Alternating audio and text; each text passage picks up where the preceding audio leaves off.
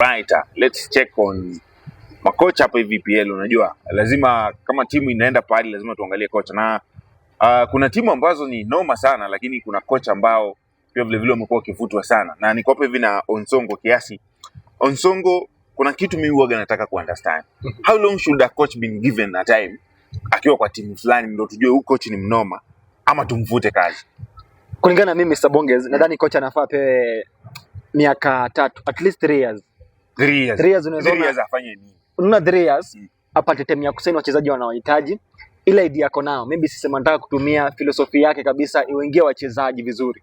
3 years inatosha. Kupewa kocha 14 months, kupewa kocha 1 year, bado atakuwa execute ile idea yake nyako nao. I think 3 years inatosha. Kuna makocha ambao wamepewa time na wamepewa time kidogo na wakakuwa noma. Lakini kocha kama Tuchel alikuja akapata after ametoka. Hata nikwambie hiyo ni kitu ina happening once. Ni kitu ina happen once. But after beba akatoshia akaenda akabeba alafu kidogo akachomoka. Tuchel, hata mimi I was not of Tuchel kuvutwa. Tuchel ilikuwa ni misunderstanding. Ni ile tu transition ya uongozi, labda wale ma owners na Bremo vikalienda wengine sawa akakuja. But mimi nasema ina happening once. Yaani inatokanga tu mara moja kocha amekuja hivi na akatokea na bahati akashinda vikombe. Ina happening once. Kocha kama amepewa 3 years, amepewa wachezaji na performance yake haijakuwa, ama amekuwa performance inaonekana, kitu ambayo anahitaji kufanya inaonekana, lakini yashindi vikombe. Arteta is a case. You think bado anafaa kupewa kikombe? Let's say wacha tutumie kama msimu kama huu. Arteta akose kubeba kikombe hata moja. Will you still trust the process ama utasema wacha kocha aende? Hapo unajua bado sasa kutakuwa na maswali mengi ya kuuliza. Sasa hii unajua Arteta kuna kila kitu. Ukiangalia depth ambayo ako nayo, I think kuna the best squad. Nilikuwa nasema kwa cheki hata wale mapundit pale juu wakizungumza, wanasema kwamba naona second 11 ya Arsenal inaweza maliza top 4 kwa Premier League. Ile team B Arsenal inaweza maliza top 4 kwenye Premier League. Kuna kila kitu. Yaani Arteta hii season kusema kweli ana excuse. Atoshinda kikombe basi maswali yanauliza. Sasa wewe ni kama wewe ni coach, umekuja timu kama Manchester United, umekuja Chelsea, Real Madrid, Liverpool, hizi ni timu zinazoea ushindi. Haiwezi pita msimu mmoja hujashinda. Wewe umekuja Manchester United, hauko kwenye EFL, hauko kwenye EPL, uko kwenye EPL peke yake, hauko kwenye kikombe kingine chochote. Carabao umetoka Carabao, uchezi Europe, hauko kwenye Europe. Wewe na umecheza only 2 years. Unatoka number 15. Mbona tusikuvuti? Okay, mimi niko na unacheki Ruben Amorim amekuja na idea zake. Whatever alikuwa anafanya kule Sporting ndo Mani walimwangalia akasema kocha akikuja hapa Manchester United atatusaidia. Ruben Amorim amekamaniwa for 14 months. Ile sio nyingine alikuja katikati, so India ameanza. Na ni Januari na tayari ashafutwa kazi. Mimi nilikuwa nishaanza kuona ile system yake, whatever alikuwa anafanya kuna vile unaona kama ilikuwa imeanza kuonekana, because kuna cheki Manchester walikuwa na create a lot of chances, nila tu maybe kuzimalizia ndio ilikuwa noma. Huko kocha alikuwa anafanya apewe time zaidi. Alafu pia unajua Mr. Bongez alikuwa anahitaji wachezaji zaidi. Wachezaji si yakubwa, wachezaji ambao wamewanunua wajasaidia. Kuna time yenye Benyamada amekuja AFCON, Bruna ameumia na kina Mbembo pia amekuja AFCON. Ulikuwa unaangalia kwa bench peke yake hivi, mtu wako hapo wa maana ni Zagzi peke yake. Silikuwa tuna watch game na Mr. Bongez. Huko kocha anahitaji kikosi. Wakati hao wachezaji walikuwa wote na bado tulipigwa na Everton. Kwani Man iko namba ngapi sasa hivi? Manchester United iko namba 5. Point ngapi? Wachana na point. Manchester inapambana kuingia namba 4. United haiko kwa kikombe kingine chochote. Mbona huoni hiyo? Kwani FA wakitolewa Ruben Amorim ndiye alikuwa akitolewa FA? Wakati wamecheza hiyo FA ambao wamecheza ndugu yangu. Hiyo ni kikosi ya Ruben Amorim. So unasema kwamba Ruben Amorim kufutwa kazi ni kitu ya maana. Ruben Amorim alikuwa anafaa kutoka. Unasema ni kitu ya maana. Ruben alikuwa anafaa kutoka. Angalia. Sasa vile ametoka mtaanza kushinda. No, sasa hiyo at least tunapatia coach. Unaona vile ambavyo Carrick amekuja. Huyu acha shikilia hapo for interim. Ukiona kazi inakaa vizuri itakuwa amazing. Achana na huyo. Angalia timu kama Real Madrid, angalia timu kama Chelsea. Real Madrid Ancelotti ametoka. Ancelotti amekuwa akishinda vikombe akaanza kusuasua nini. Real Madrid iko na players. Usiseme sasa haina players. Nini nafanya unafuta makosa. Okay, Ancelotti akaenda, Alonso amekuja pia, Alonso ameenda, si ndio?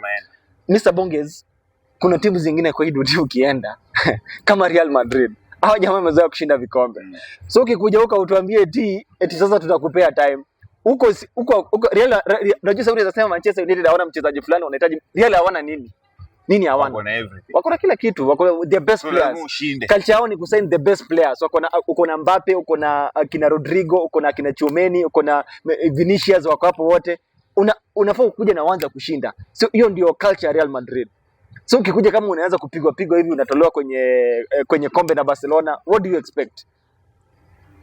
Na ndio unajikanganya vile ambavyo ulisema Kuna timu nimeanza kwa kusema kuna timu zingine zenye huwezi pewa time. Huwezi expect to pewa time. Timu zimezoea kushinda vikombe kama Real Madrid. Hata Manchester United wamezoea kushinda vikombe. Mara ya mwisho Man U alishinda Premier League ilikuwa leo. Kuna Premier League mbele ya timu ya Arsenal. Angalia. Mara ya mwisho ilikuwa leo. Nipatie wachezaji. Hiyo discussion hautaizana. Angalia, nipatie wachezaji ambao, makocha ambao unaamini kwenye EPL au makocha fulani ambao wako na direction. Ukiwapatia kama miaka 2-3 unaona vitu yao ikiwa sawa.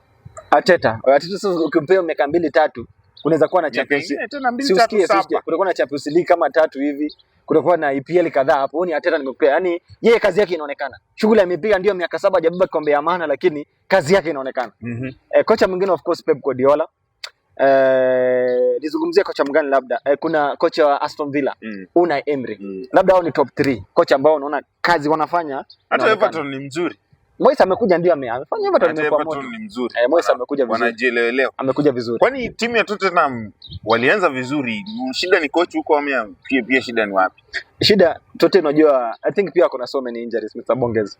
Mbali na maybe nao wakosangi injuries. Msimu unaanza, msimu inaisha injuries. Ndio wako na hizo injuries zina affect. Unajua imagine this season umeona Kulusevski alikuwa the best player last season. Kulusevski alikuwa anapiga shughuli moja. Madison ndio very good player mwenye akona injuries zinamsumbua. So I think hizo injuries kidogo I feel like zina affect. Akina jana Dominic Solanke.